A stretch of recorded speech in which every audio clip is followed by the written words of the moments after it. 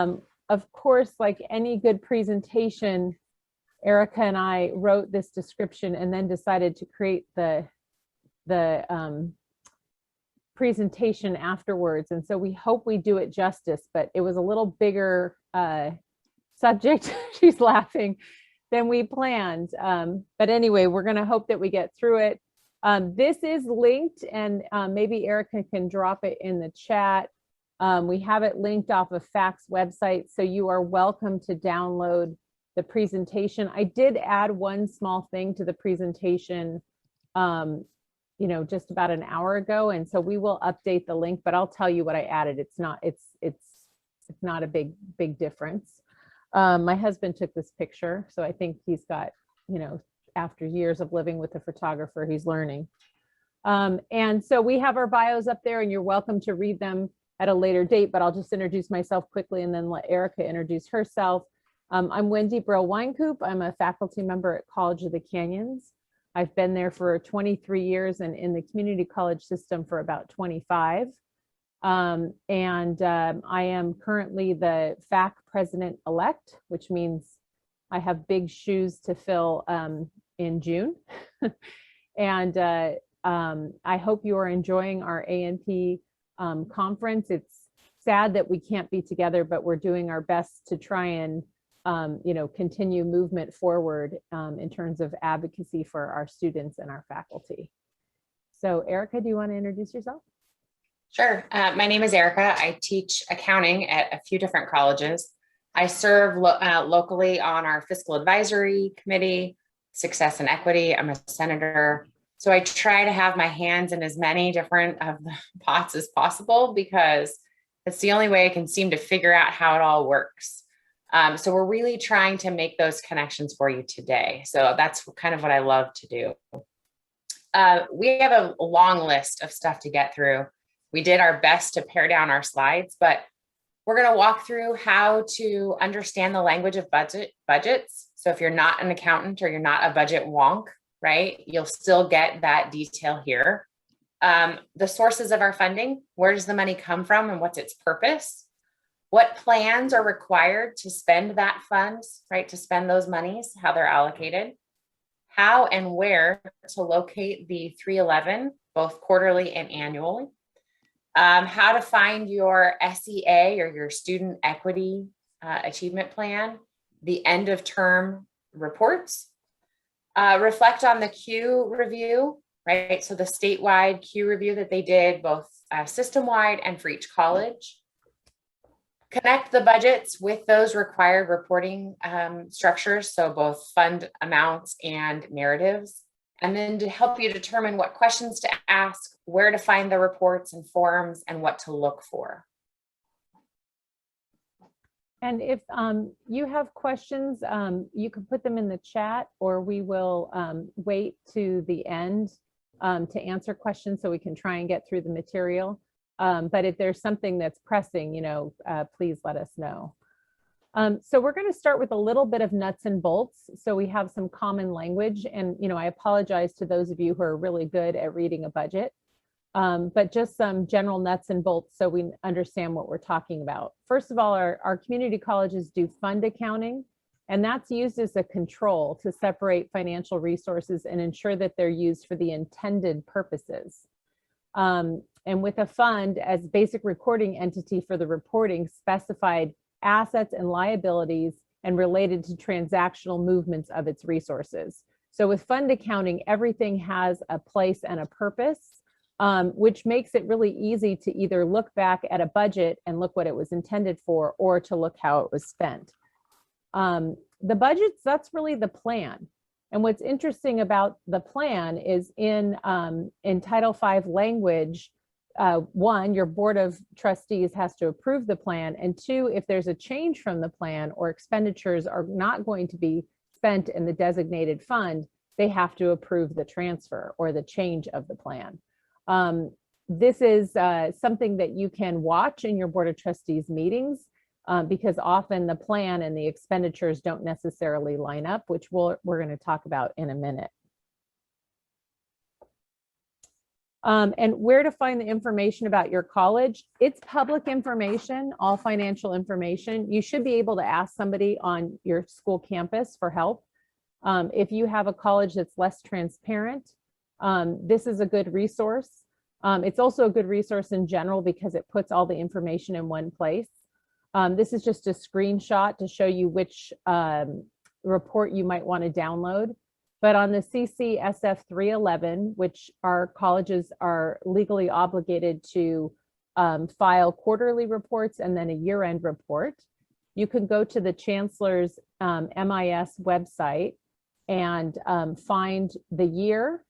Each year, I think they go back to like 2005, 2006, something like that. So there's quite a few years of data there. You can find your district's report, and then you can either download the whole report, which is a lot of information, or you can download the one we're going to talk about today, which is the revenue, expenditures, and fund balance data.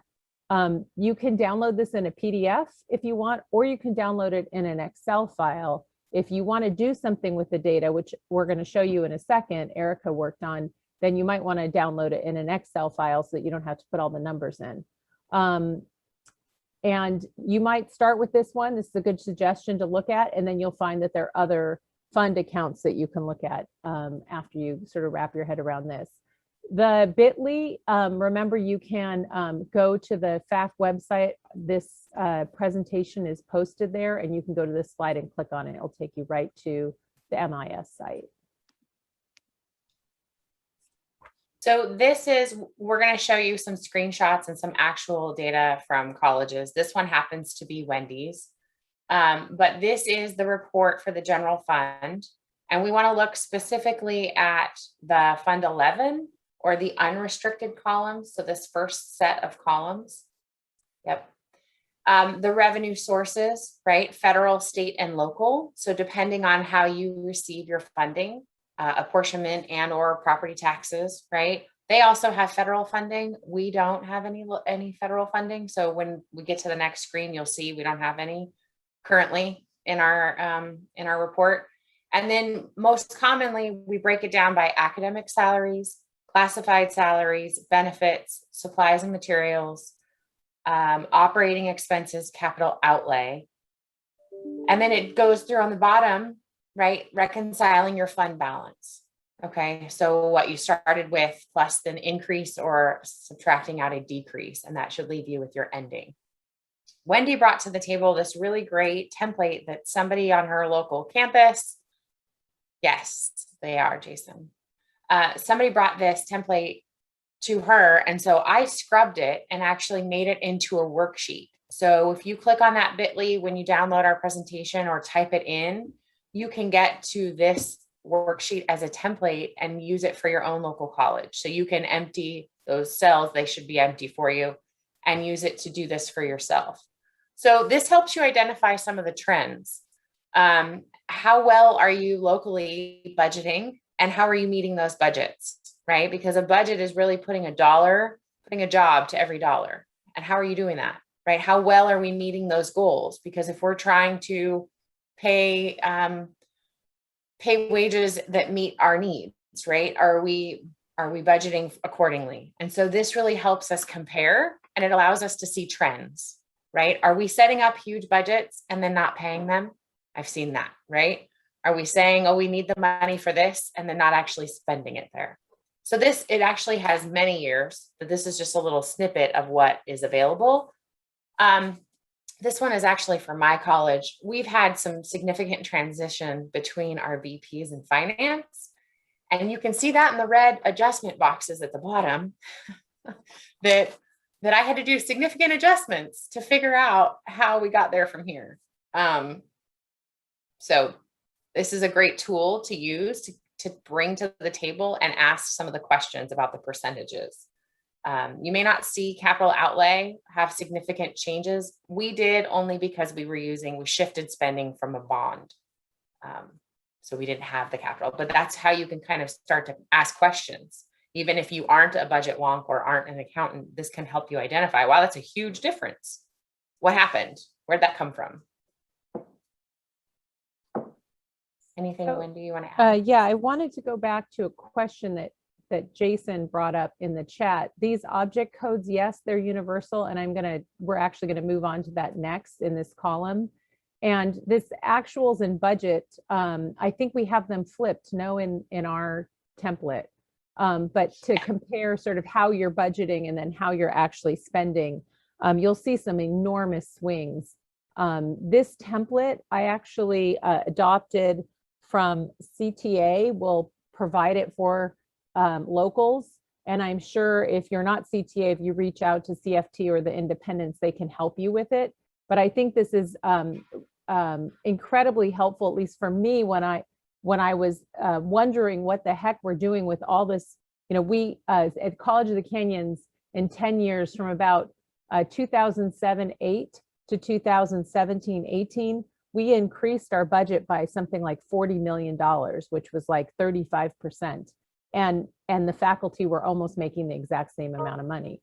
So I'm like, where did all that money go? And when you start to lay out the big giant overview like this, you can start to see some major trends that I think are helpful in understanding what your college is doing with its money. Remember, budgets are value systems, right? Budgets are value systems. So it's important to look at the money, follow the money, think about where the money's going, because what we fund is what we can do with it. So getting to Jason's question about the object codes, this is a standard accounting code, and you might have a couple more placeholders, or they might be in a different order for your college. This is my college, and they are a little bit different for each college, but the same information's there. So if you start to learn the numbers, you'll start to decode which order your college is putting them in. But the fund number is usually 2 digits. It's usually an 11 or a 12. And in this two examples, the 11 is unrestricted general fund and 12 is restricted general fund. That's our apportionment money. So you'll have an 11 and 12 usually that starts your account codes. The next number, that is what Jason asked about in the CCSF 311. He said, are all those universal? Yes, the object codes are. At College of the Canyons, we happened to throw in an extra number. I have no idea why. We didn't always do that. It started about 10 or 11 years ago. So we put a 6 or a 5 in front of it. But if the part that's underlined in that second column, the 4550 and the 1240, those are standard codes. And I'll show you some common standard codes in a second. So the 1240, that's in the 1000s. And if you noticed when Erica was talking about the CCSF 311, she said academic employees, and that column was the 1000s. So any object code that's in the 1000s will end up in that column in the CCSF 311 report. The top line there with the 4550 non-instructional supplies, all the 4000s will end up in the same column. The next 2 digits for us are a year. We haven't changed the year since 2000. I don't know why, but they're supposed to be a year. And then the next code that you see is the activity or program code. So I use photography. That's my discipline. Those of you who are curriculum wonks might notice that the top code and the program code for photography are the same. So in an academic program, often 1011, that's my top code, and it becomes the activity code for the budget. And then I used a student equity, which is not necessarily an academic program, so that's not going to necessarily align with the top code as another example. And then the last one is location. That's really who's going to sign off on it, who sort of manages the money, right? So in 2000s is an instructional, 3000s is student services on our campus, and that should be pretty standard. Again, we have a bit.ly link there to the Community College Budget and Accounting Manual. 2012 was the most recent edition, I checked. And so if you want to know more about account codes, you can go to that link. This is from my own college. Staff member who's no longer with our college put it together, that it was incredibly helpful for faculty and staff to understand and learn account codes. And this is just lists the funds, all the different funds, the object codes. And again, remember, College of the Canyons has an extra placeholder that 5 and 6 would not be standard for most colleges. The program unit, that little 2-digit date, we don't really use, although some colleges will actually put in a date. I think Solano College does.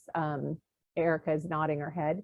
And then the activity, which would be for academic programs, would be our top code, but it could also be it would also be a number like I showed you with student equity, or at the bottom here we have some, human resources, MIS. Those are usually past the top code numbers, so they don't get confused.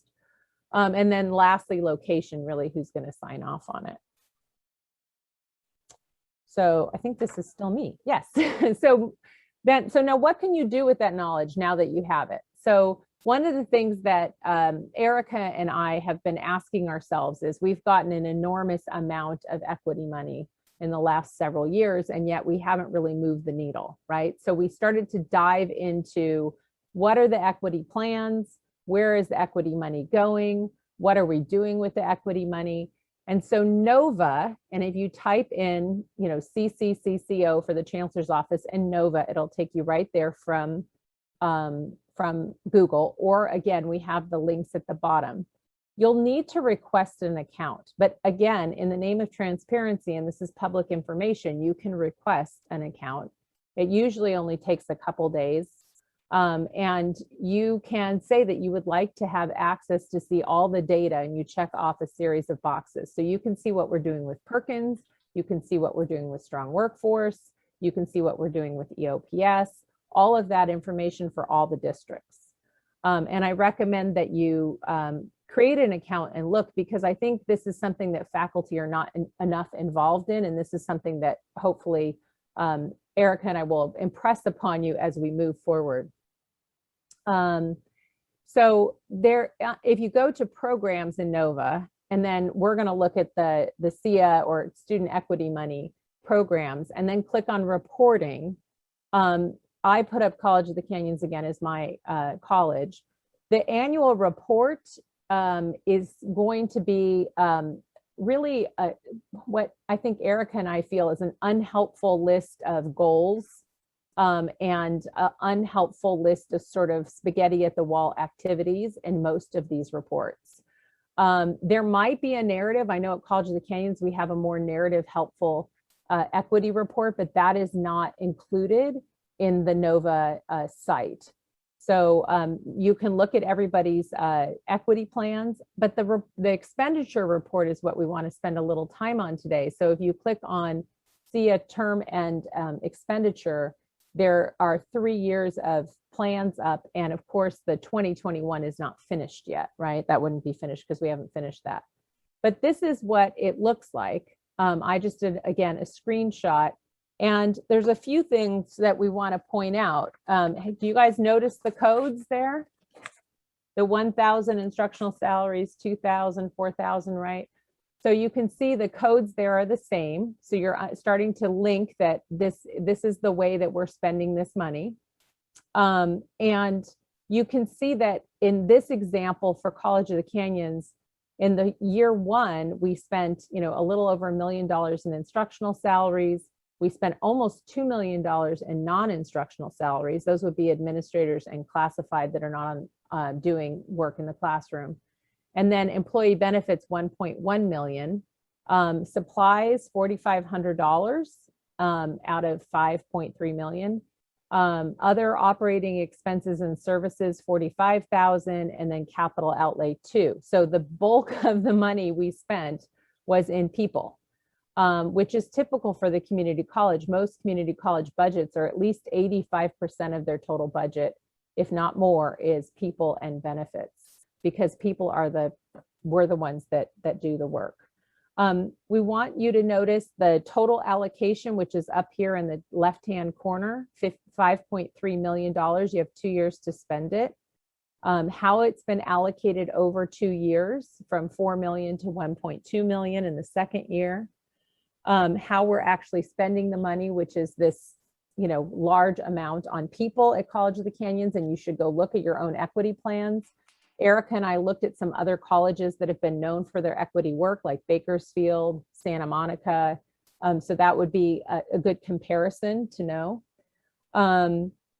There wasn't a lot of instruction on how these plans were written and what we were supposed to do with them. And if you go look at the actual plans, you'll see they're very broad spaghetti at the wall ideas.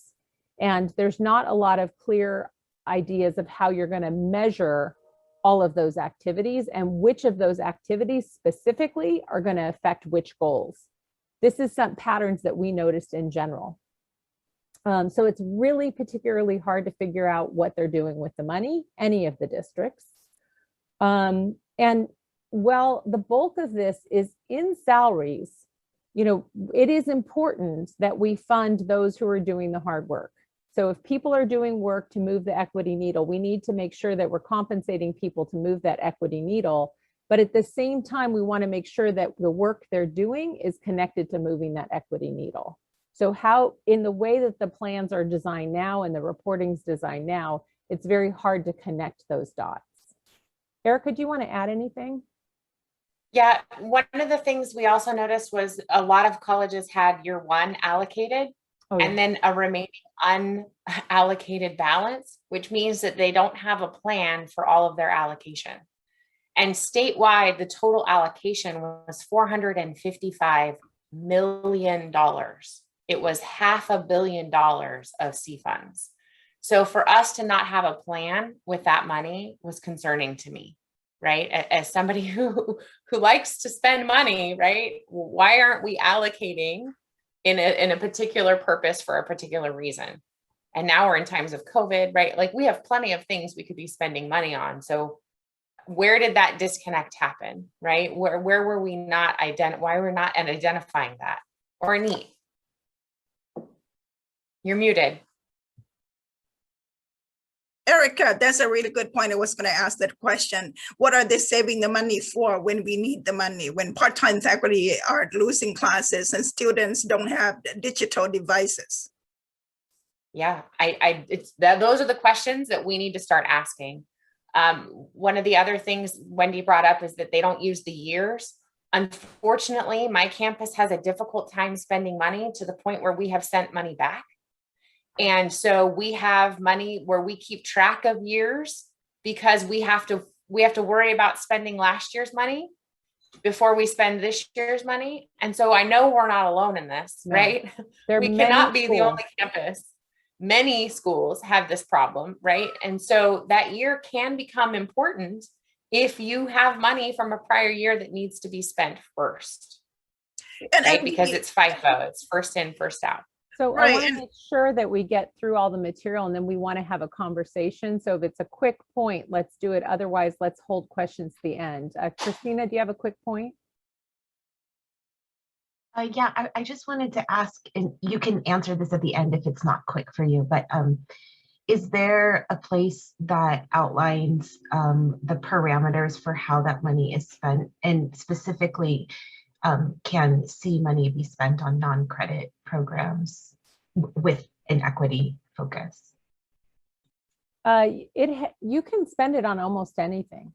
There's not a lot of restrictions with the SIA money, and it has changed because it started with 3SP and then it was sort of lumped into basic skills, and then it became SEEP and then SIA. And so, but it doesn't have a ton of restrictions. And one of the things that just like anecdotally, Erica and I were looking through tons of these expenditure reports, and a lot of colleges either, didn't spend all their money or seem to be having trouble spending it. College of the Canyons doesn't necessarily have that problem, by the way. But we thought some colleges, if you had $5 million, right, in SIA money, and you spend $5 million and you haven't moved the needle, what if you just took $5 million and gave it to student grants, right? What if you just wrote a check to a student for $25,000 each? Every single one of them, that's where the $5 million went. Like, would that move the needle? I betcha. So we just we're asking these questions not because we have an answer for you, but we want faculty to get vested in something we're not comfortable getting vested in, which is this money and where it's going and what we're doing with it and what these plans say and how we're spending the dollars. Because if we don't start showing up at those tables, it'll just keep happening, right? So Erica, we only have a couple more slides, and then we're going to turn off the PowerPoint and have a conversation. So go ahead, Erica. I think this one's yours.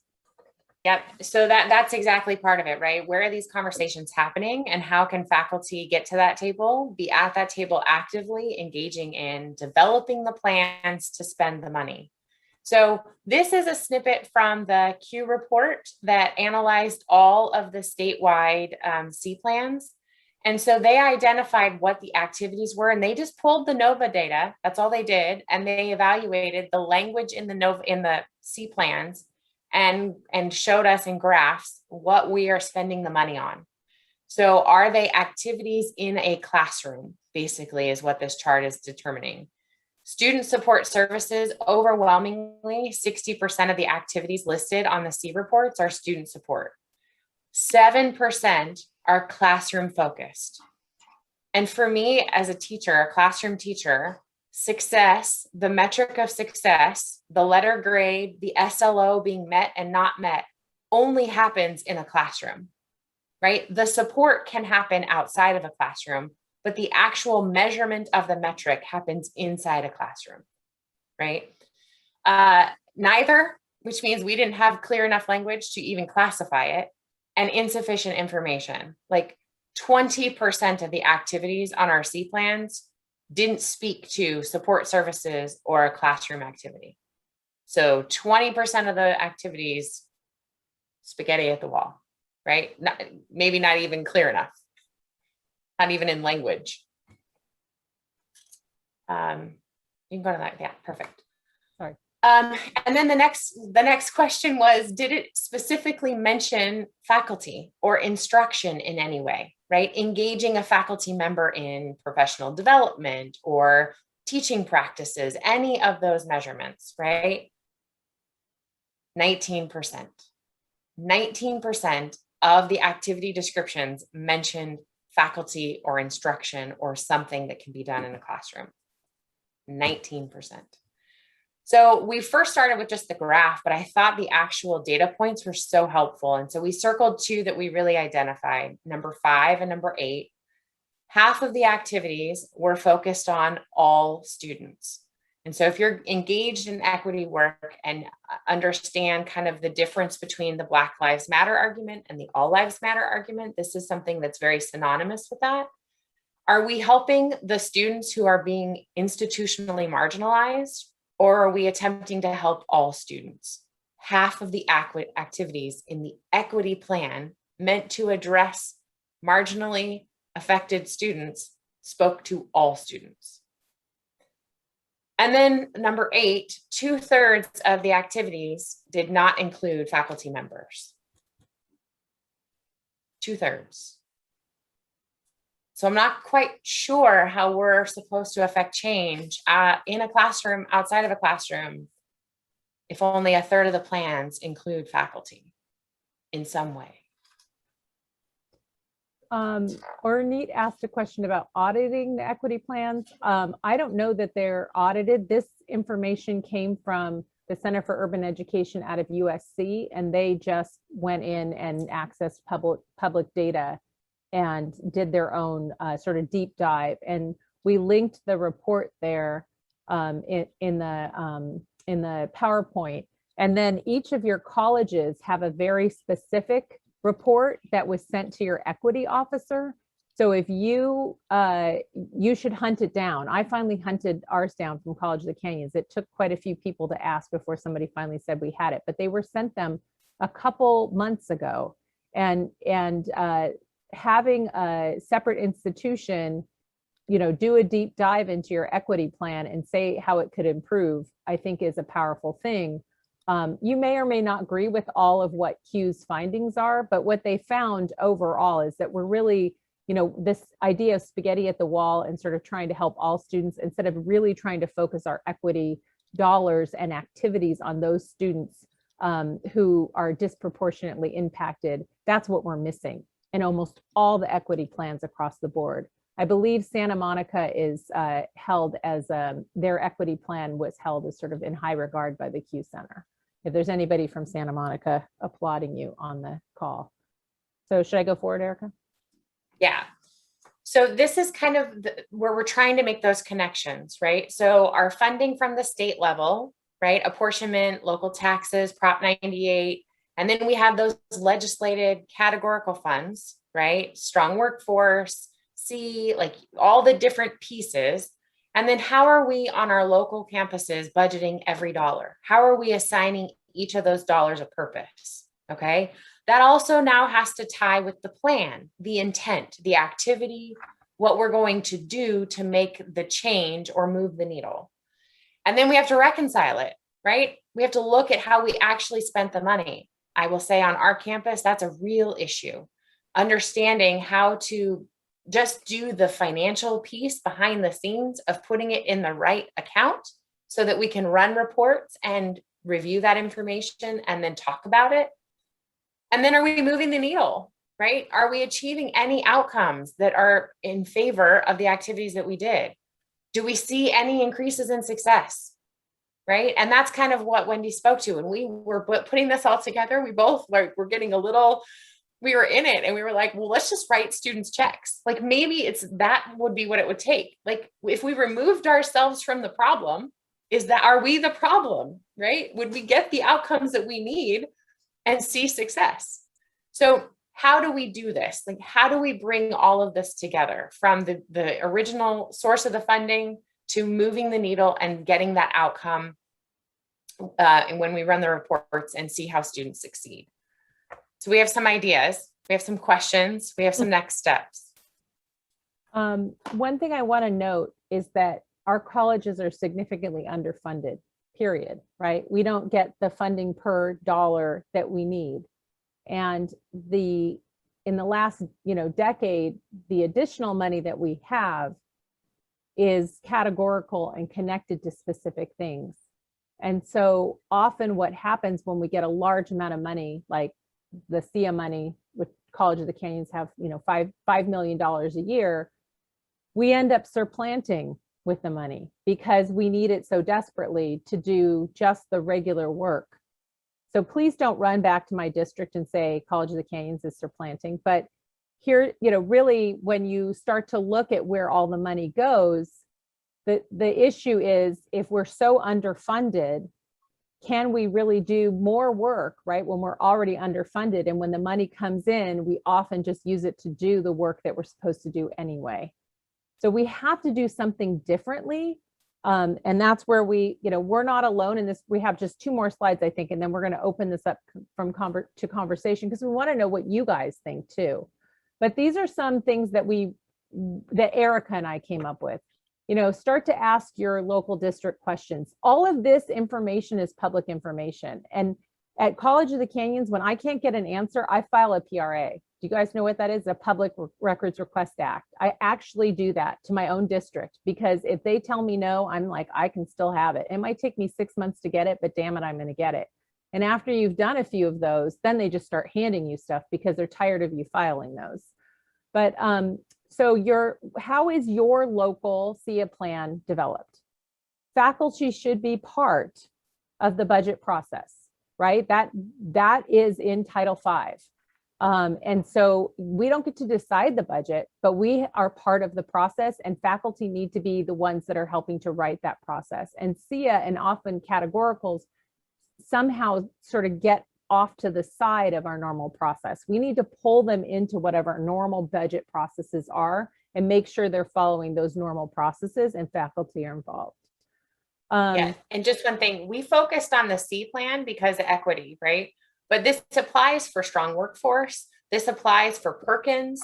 This applies to all of those funds that are managed by directors, by deans, by grant managers, right? And that could be a different person for every single fund on your campus, depending on the size and the dollar.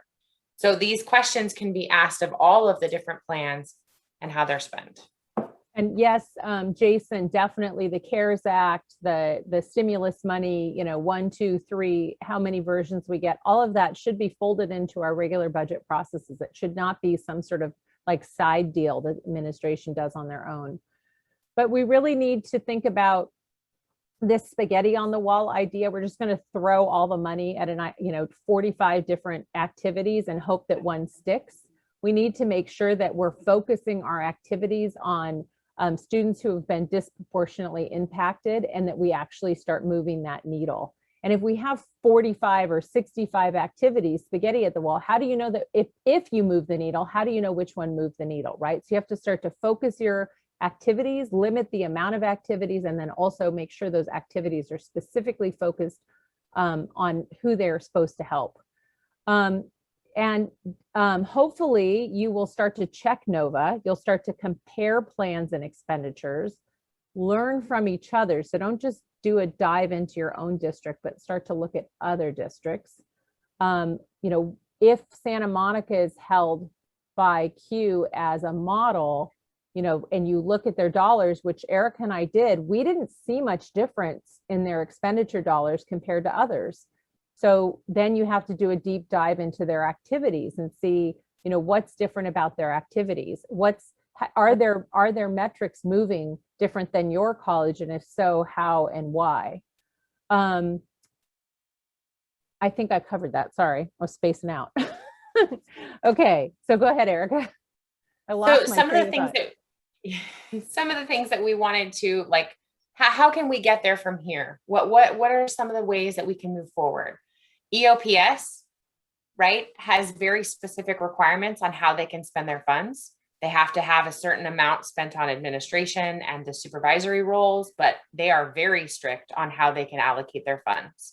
Maybe that's an idea, right? Maybe we need more guidelines. Making sure that faculty are at the table, included in the conversation, right? It clearly, faculty and instruction are not being included in the activities of the C plan. Then we need to have a louder voice, or at least more input onto what those activities need to look like, right? If we're able to make those changes. Developing guidelines, we did see that Bakersfield has a program review for their C plan and their C program. So looking to examples where I don't need program review, like depending on your campus, right? That might be a conversation that people hate, right? Or avoid at all costs, or are so thankful that COVID happened, right? Because then now they can avoid it, right? That's reality. But looking to examples where program review is being done for categoricals and for budget processes, not just instruction. System-wide guidelines and restrictions, right? And then my favorite, accountability. If we're not moving the needle, why do we keep handing people millions of dollars? If you're not achieving outcome, right? Which is what we're doing, or they're attempting to do with the SCIF, right? But we're giving the money and then not holding accountable. And now like we're kicking that can down the road. So how can we make those connections? How can we make the movement? So we will open up the floor at this point. So right before I turn off the thing, turn off the PowerPoint so we can see each other and have a conversation. Our email addresses are linked in the PowerPoint, and you're welcome to email one or both of us. And if you want to continue the conversation, we would be happy to talk to you. So I am going to stop sharing so you can see each other. Wow, we got a big group. Wow, it's exciting. So we have a couple hands up. So can we, is it okay, Erica, if we just go by hands? All right, so we'll start with Candace, and then we'll go to Christina. So first of all, Wendy and Erica, fabulous job. Thank you. This is very helpful. I've been engaged in budgeting for quite a while on our campus because of the role that I play as the distance ed coordinator. And you guys did a fabulous job. One question that I have, or one statement that I'd like to make, is that I think a lot of our effort really should be, and I put this in the chat too, that a lot of our effort should really be dedicated to deciding or helping the campus decide what we should be measuring and what that looks like. For instance, if the data wonks on campus are insisting that you demonstrate that your proposed activity is going to move the needle, sometimes that's very difficult to do. We've even gotten pushback on tutoring, saying, well, tutoring, there's no evidence really that tutoring improves success. There really is no evidence of that, which really makes it challenging. So I would really suggest, and I've run into that problem myself, where I've had to demonstrate that this is going to move a needle, like giving a Chromebook to a student is going to move a needle. how is that going to impact success? Well, sometimes that's really hard to measure, right? So I think that we need to be engaged in those conversations first and foremost to help decide what that needle looks like. Thank you, Candace. I absolutely agree. Christina, I think you're next. So on your last slide, your second point was about the faculty role in Senate review. So you're specifically referring to the 10+1. I'm sorry, I stepped out for just a second, but that's what you're referring to with that point. Correct. The faculty should be involved in the budget process. That should be something that goes through your Senate. And if that process is not one that is very strong or includes the faculty voice in any significant way, processes can be updated and changed and revised. So start that conversation with your Senate. Yeah, so I will say on my campus, we tend to get looped in after the district approved it over the summer, which is, I think that's status quo, right? That the work is done over the summer. And then it comes to fiscal advisory. Look what the district approved. Here's our fabulous budget for the next year, right? So we've got to see it before. And I have tried, I've pushed, but I will continue. Don't give up. I think I have Masa and then I have Ornit. Hi, Wendy, Erica. Thanks for such a wonderful presentation. This was very informative, and there are a lot of good things we can use here. Just wanted to echo what Candace said earlier.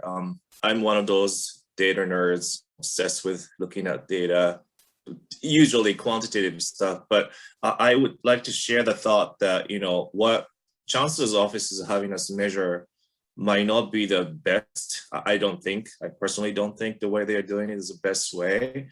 So I think you might want to think about what's required by law to report, and also developing another way of measuring, not just quantitative, but even qualitative narrative from student voice, really, kind of like relying on the framework of design thinking. If we're thinking about empathy as a first process, we've all been there as a student, but for most of us, it's years ago that we were there. I started at the college where I'm teaching now, but it's 25 plus years ago.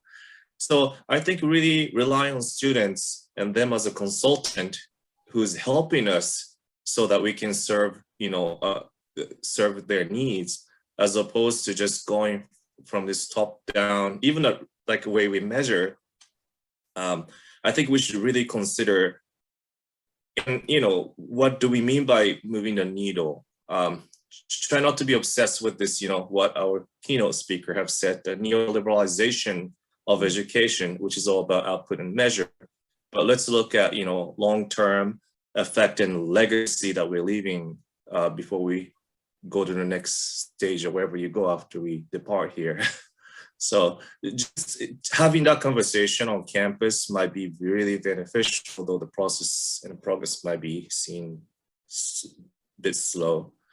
But thank you, Martha. Yeah, sure. That you are absolutely right. Yeah, what do we measure? What is success? And it shouldn't be for us to define. It should be for the students to define, right? And I remember a couple years ago at the Advocacy and Policy Conference, Eloy Oakley was up there on stage talking about the vision for success and moving goals and all this stuff.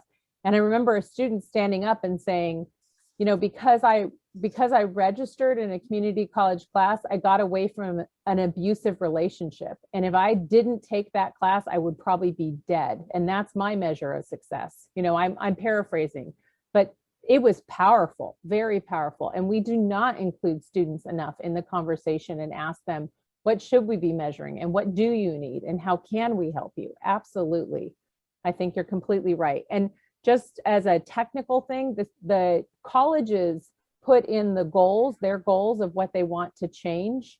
So if they have, maybe they want to increase success metric for African-American students, they put in the number where it is and their goal where they want it to be. So they could increase it by 1%, they could increase it by 50, they could increase it by 200. That's totally up to the district to define. what metrics they're using to track is up to the district.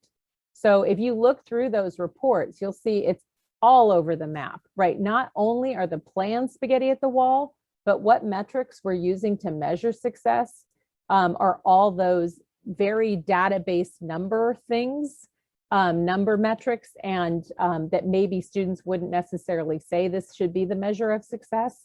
And then they're all over the map, which ones they actually use. And then there's no direct connection to a specific activity, right? There's so many activities that they're doing that it's hard to tell if there was an activity that was useful in moving one of those metrics, you'd have no idea. So thank you for that, Masa. I totally agree. Yeah, I want to. Yeah, okay. Something? Erica, go ahead. On the SCIF, right? The VPs, the CDOs, the CFOs are getting very nervous, right? And so they're starting to do a lot of forecasting as to what it's going to look like when we, and mine likes to use the term fiscal cliff, right? He's been trying to get us down the slope as, easy as possible, but we're going to decrease and decline. And so he's been preparing us. And so he runs numbers and he shares them. And I think he's a great guy, right? Like, I hope we all know this, but everything is, well, what's the dollar change going to be? And so I took his information and I created a spreadsheet and I said, okay, if we need to beat the state average because we're not meeting or beating it, I want to see it in number of students. And so I sent it back to him and I said, okay, if the state is increasing by 26%, here's our previous number. And here's what it would look like if we increased. And so for us, it was like transfer, math, and English needed to increase by 36 students. I said, if we could just go into our math and English classes right now and look at every single one of those students and help them succeed, we would meet or beat that state improvement, right? I don't want to see it in dollars. I get it, right? I understand from a fiscal perspective, we have to do that.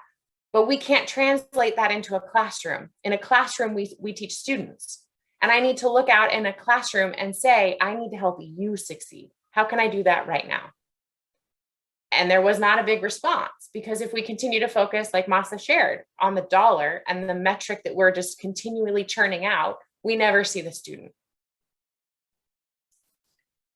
Almost all those metrics are in the classroom. And then remember how little of it was spent actually in the classroom, right? Almost all of those metrics will not be moved unless we do something in the classroom. Absolutely.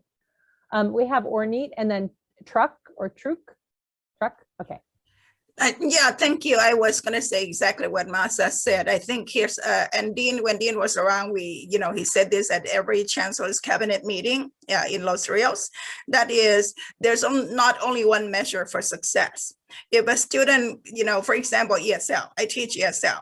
A lot of our students want to learn English. They need to take care of their family. So they are not going to get a degree, because they just cannot spend that much time getting a degree. They need to improve their language and then get a job. Would that be success? Yes, that is success. And if someone takes 4 years, 10 years to graduate because, this person is in an impossible situation to get a degree or to transfer or to get a certificate, that is success if that person achieves his or her goal.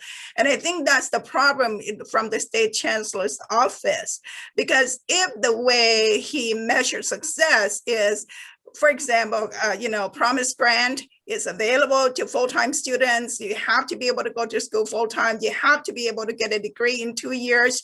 You have to be able to finish all the English and math college level classes in 1 year. Doesn't matter where you start.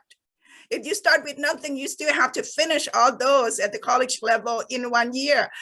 Let's put him in another country. Let's put him, say, in Mexico. Well, no, he might speak Spanish. Let's put him in France. Okay. Can he do that in 1 year? Learn the French language to the college level in 1 year? And so I think the issue is really from the top, from the state chancellor's office, how success is defined, how success is measured. Is there only one way to measure success? Is college transfer and certificate rates are the only ways that we measure success? Everyone else is a failure? No, that's crazy, because more than 50% of community college students are working adults. and they cannot go to school full time, and they may not have the luxury to get a degree.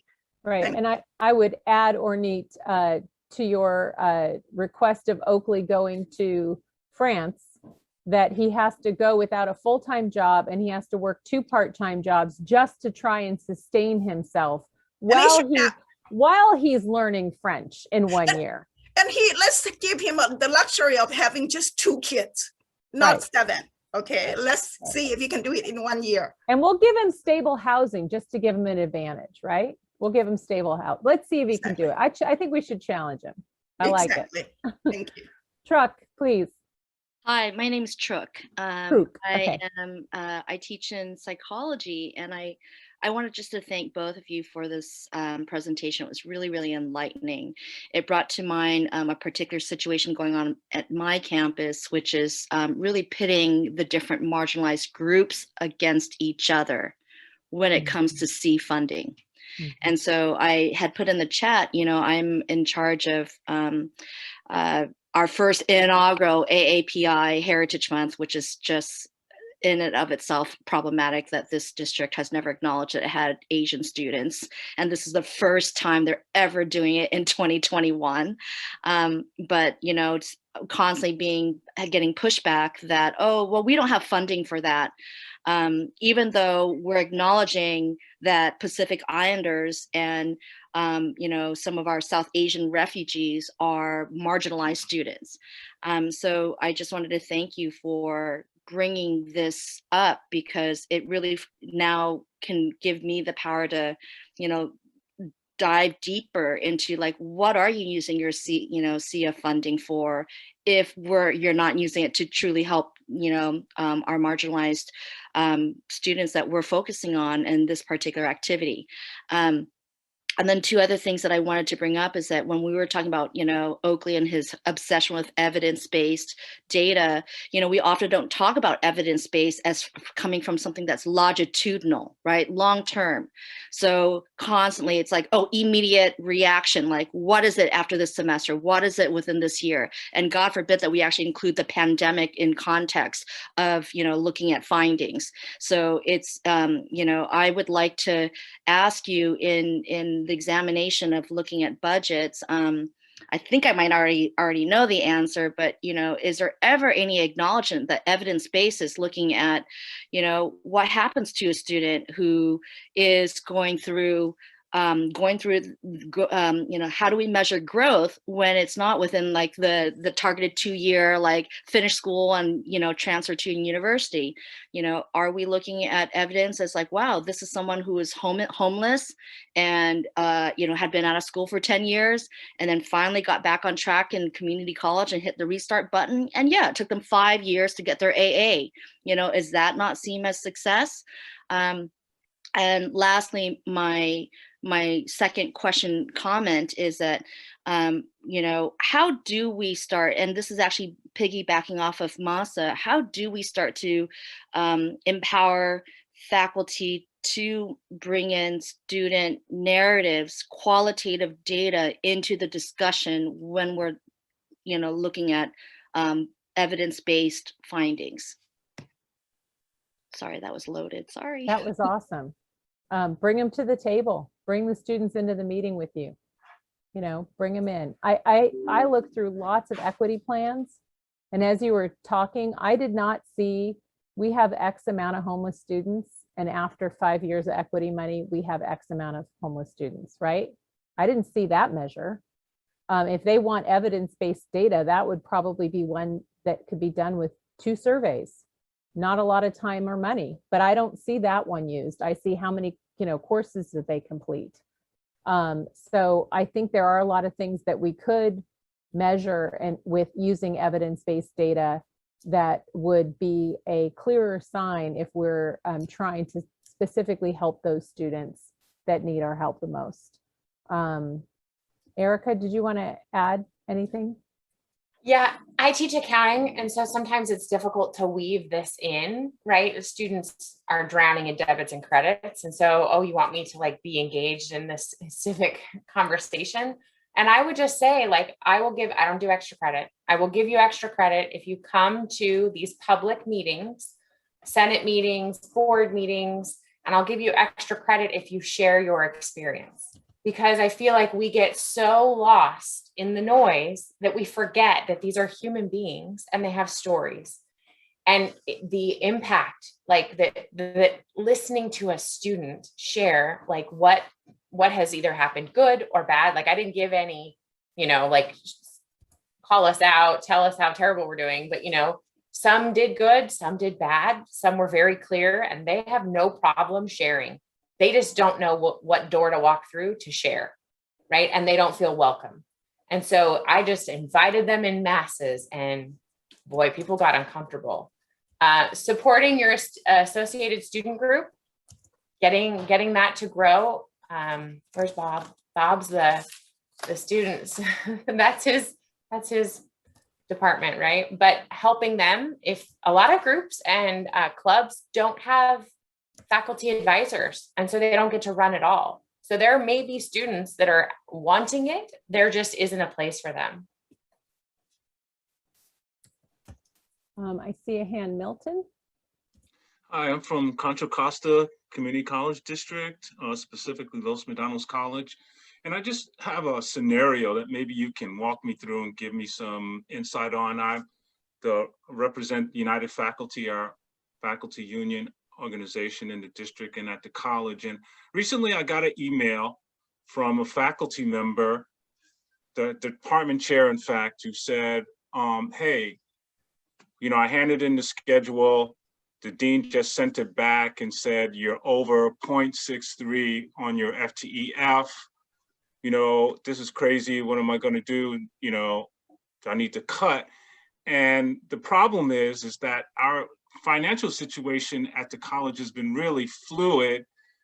He's getting this email from the dean while we're adding short-term classes in the spring, and so I'm just wondering, if you were faced with that situation, what strategy you might use to address it. I'll just layer on top that our VP of Business Services has been pretty hardcore in sticking to trying to base classes on FTEF rather than S.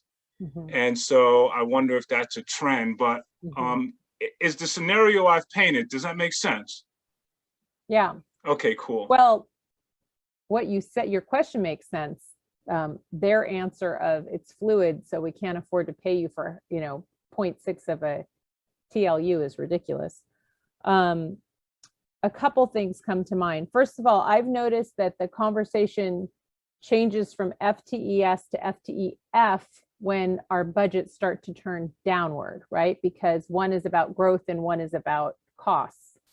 So that's often when you see that conversation shift back and forth in the community colleges. But here, I had this really interesting conversation with my own local executive board yesterday, or maybe it was Wednesday. And we were talking about the same thing, cutting classes and I said, well, why are we cutting classes? Like, we have never known, and I've been in the system for 25 years, exactly how much money we're going to get ever. So usually in 1 year, we don't know what we're going to get for the next year until we're, almost done with that year. We have hold harmless. We know exactly what we're going to get right now, exactly for the next 2 years and possibly 3. So I'm sorry, why the fuck are we cutting classes? Why are we getting rid of people?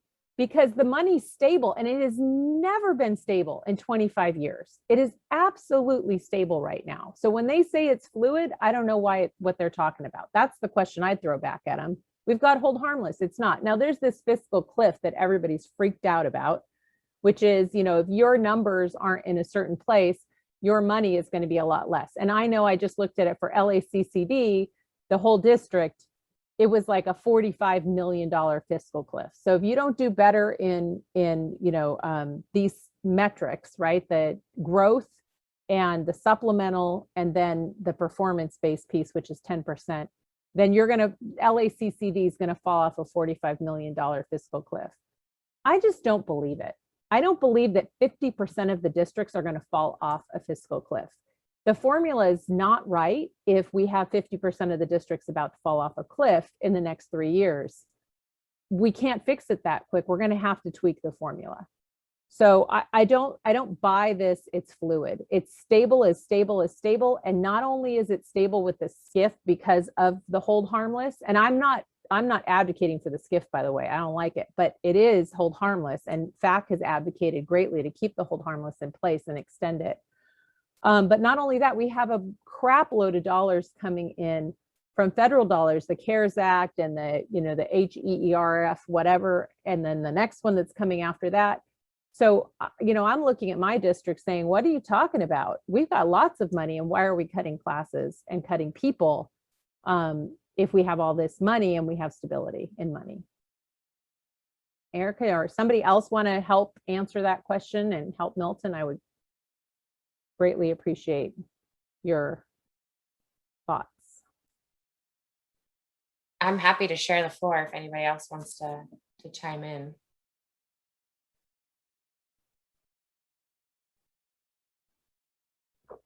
I think 2 weeks ago, we were posed with the question in our fiscal advisory, are we comfortable continuing to cut at a 3% rate, right? So that we can meet the cliff before we fall off of it. And I said, no. I said, we have ethnic study requirements coming up. We have people retiring because they no longer want to teach. And we have not hired in 3 years, and we are not going to hire. So how do you expect us to grow and meet these, right? These metrics, these 9 points across different groups, if we aren't going to have the people? Like, we're dwindling down. I think we're at like 110, 120 full-timers. Like, the numbers get smaller, right? And we're the ones carrying the work and doing all of it. How do you want us to grow? You're just going to keep cutting. We're going to keep cutting until we can never come back from it, right? We're going to cut ourselves out of it. How come we're not seeing that? So I'm gonna borrow that from Wendy. We got lots of money. Start spending it. We did get another email followed right up after that we've got $800,000 of money that's about to expire that we need to spend quick, fast, and in a hurry. Ornette? You're muted, Ornette. As my campus union president for faculty, I have information that might not be public. And I'm going to say this is crazy that they don't spend the money when they need to. And then last minute, they have 2 months to spend all the money. And then they spend the money like they just go shop. They're on a shopping spree. And it's really, if managers or administrators can't plan and spend the money effectively, then maybe that's not the job for them. Maybe they need to go back to school and take an accounting class, planning class, and learn the skills and do the job. It's just crazy. I heard managers tell me, well, we need to spend the money by a certain time. So we are spending it this way and this way and this way. And really? Thank you, Ornette. Are there other questions that we have? You can raise your hand, or is that Christina? Is that your hand? We have a lot of people on here, so I might not be seeing everybody, but go ahead. Sorry, I was encouraged by someone. So I'm at City College of San Francisco, and you have probably seen us in your news headlines. And everything that everyone is describing here is CCSF in a nutshell right now. And actually, thank you so much, Erica and Wendy. Like, I'm going to be emailing you soon because everything that you shared here is super helpful and useful. And I'm hoping that there are more faculty who will join me in learning more about budget analysis so we can take our admin to task. And I just want to echo what Ornette is saying. Administration, this is their responsibility, and yet faculty and fewer of us are having to shoulder that responsibility. Erica, you mentioned cutting by 3%. Our administration has their plan to cut our specific department is to cut it 20% every semester. And yeah, we've gone from a faculty, our department used to be very large, nearly 200 faculty, and it's gone from nearly that 200 mark, and we are down to about, we are under 100, like I think hovering around the 80 mark, and they want to get us, I think, down to like half of that by the end of next year. So it's scary, like cut ourselves completely out of existence is what it feels like is going to happen. So I also just wanted to use this time, if any of you have other experience or resources or knowledge that you would like to share, we are actively trying to collate all these resources and build our Rebuild City College campaign. So please reach out to me. I'll put my email in the chat, and I would absolutely love your support. And even if it's just sending out a flyer to get that information out about what's going on. I remember Wendy shared something like that was going on with your college, right? And someone higher up caught a whiff of it on Facebook or something, and then they got in touch, and just getting information out there is going to be super helpful. So. Thank you, Christina. Christina is at City College of San Francisco, and they have given pink slips to all their full-time faculty, if you didn't know, based on, right? Yeah, 163 of us, that includes myself. Yeah, and yeah, it's based on exactly what everyone's been describing here, the FTEF, not the FTES, and our non-credit program is very robust, and yeah, they're cutting it by 20%. They cut older adults by 40%. They cut DSPS by 40%. Yeah. Wow. So they need our help and our advocacy, and so FACC will be sending out ways that we can help. So please look out for that in the weekly. Jason, and then that's probably the last question we'll have time for. Erica and Wendy, I'd like to ask you a fund question. At our school, we've been socking money away for retiree benefits. Our retiree benefit liability, I don't even know what number it is. I think 216 million. It's a huge number. And we've been socking money away into what is locally known, I think, as Fund 77. It's my understanding, though, that money then is invested. The idea is to grow it. And in fact, it grew spectacularly last year. Are the details within a fund that is invested in the market or in something, are those also shown on these sites that you guys have provided in the links? Yes, they are. So the one I brought up started with a Fund 10. Mm-hmm. So you would just scroll down to the Fund 77 or whatever number it is, and some of those funds are protected in accounts so that you can't sort of pillage from them for other things. And Absolutely. Some of them are called, like at College of the Canyons, we have a retirement fund for trying to cover the STRS and PERS increases, yet ours is not protected and they can transfer out of it. So all the funds should show up on your CCSF 311. And then the only other thing that I'll mention is if you read your district audit, it will address what the upcoming costs are, how many people will be retiring, how much money your district will actually need, and you should compare that to the actual fund balances in those different funds.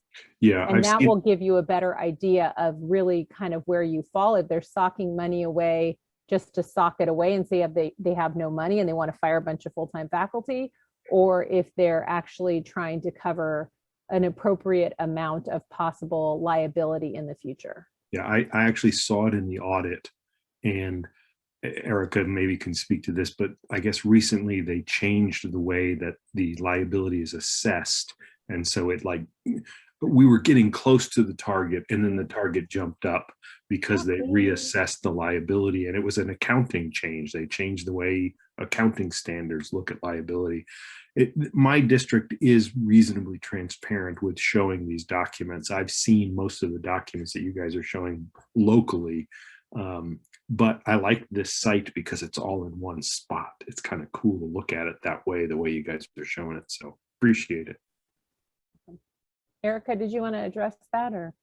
I was responding in the chat. So we actually at Solano have both funds. We have an OPEB liability. We can't touch that one, right? And then we have a local restricted fund that was allocated by board approval that could be drawn upon in case of an emergency. So instead of borrowing right now, right, because of the deferments, we could potentially tap into that account, right, that fund. So there's a couple of different ways. And yes, it was a GASB change. That was not a community college thing. That was a GASB change. That's the word. But remember. Yep. But your audit should detail that out, right? Yeah, and so that has to be on your website also. That should be disclosed to you as well. It did. They have the OPEB fund, but then they also have like a temporary holding fund where they put money in each year, but they don't want to put it in the market in the bigger fund at any time because they want to plan it to get it in when the market's low. And so there's kind of this holding account, and what goes into that might inflate because it's invested. It's really nutty. And so I was trying to get a good grip on how it, how the money goes from one to the other. So yeah, they want access to that fund. Yeah, they don't want it in the fund where they can't pull it out. So often they'll put it in one that's, doesn't have the restrictions, and then they'll use it to balance later on or fund something later on. And it's just a way to take it out of your general fund. So when you're negotiating, it doesn't look like they have as much money when they balance the budget or present a budget to the board in the beginning of the year. Sorry, go ahead, Erica. It's okay. We're out of time, but I just got a private message that's really important. You are required to have an independent audit. So you should be seeing financials that are audited from an external group on your administrative website. They should be completely independent, and they should give an opinion on your financial statements. And that has to be done annually. That's a requirement. So yeah, you could go to the board if you have concerns. The board would be the one, but those should be put out to bid. They should be completely independent. Yeah, and often they're not put out to bid, or they select the same audit company again and again and again, even though I don't know where the language is. It might be in the accounting manual, but they recommend that the auditor is changed at least once every 3 years. A lot of districts don't. They just keep using the same company. And to get around that requirement of changing the auditor, they change the person at the company who's in charge of the audit. And some of this is also allowed. It is allowed, but that is allowed. It's done because the company is more familiar, right? And so it's not as expensive and difficult to complete an audit if you're already familiar with the institution. So I'm not trying to imply that there's fishy business going on, but there might be some fishy business going on. You don't know. So we are out of time. It is 12:18. We're over. We so much appreciate everybody's attendance. We hope you enjoyed it. We're available for questions if you want to email us. I want to thank my partner in crime, Erica, because she's unfreaking believable to work with. I just love working with her.